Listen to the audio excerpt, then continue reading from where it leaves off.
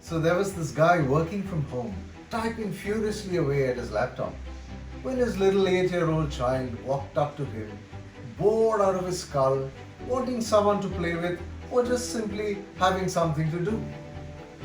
The dad thought about what he could do to keep his little one busy, when his eyes glanced on the newspaper in front of him. There happened to be a map of the world on one side of the newspaper. He thought that would be an interesting puzzle for the child to solve.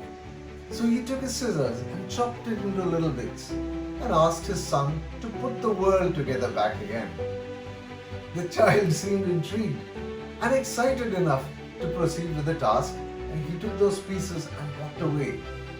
The dad breathed a sigh of relief. At last he found a way to keep his child busy for at least an hour, or so he thought. Just a little over 10 minutes later, the little child walks in with the world completely assembled. The dad was stunned. How was this possible?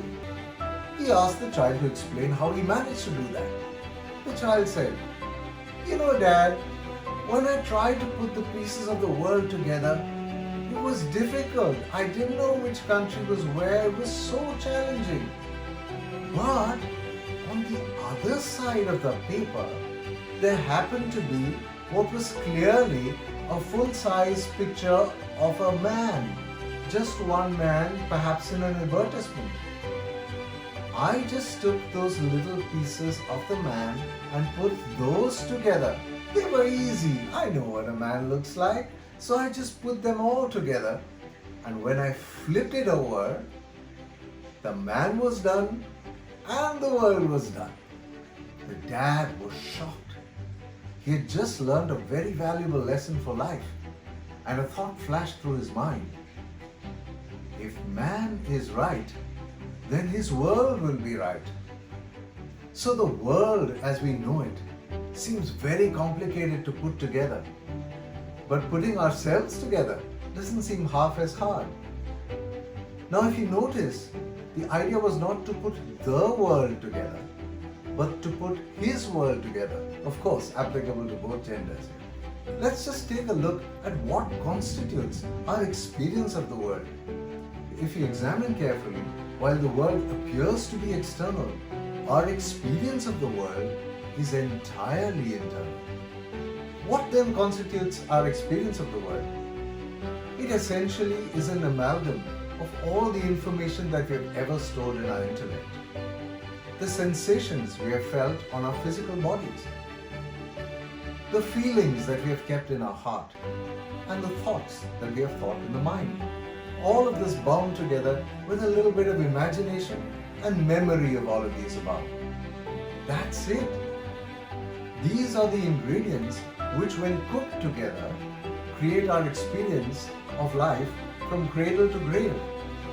Everything you thought of before and everything you're likely to think of in the future is covered. So it's all essentially the same ingredients that we use to cook up the dish of the world as we experience it.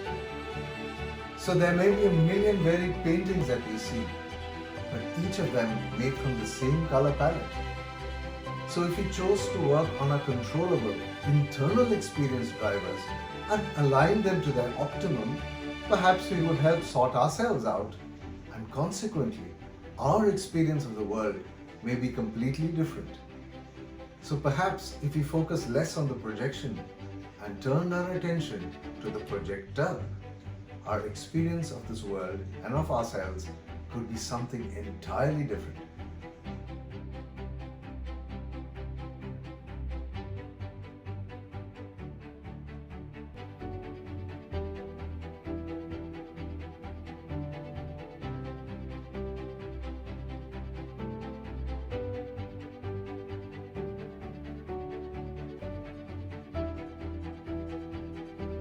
So if you like these little insights, do let me know what you think. Click the like and subscribe button and join us for the next video.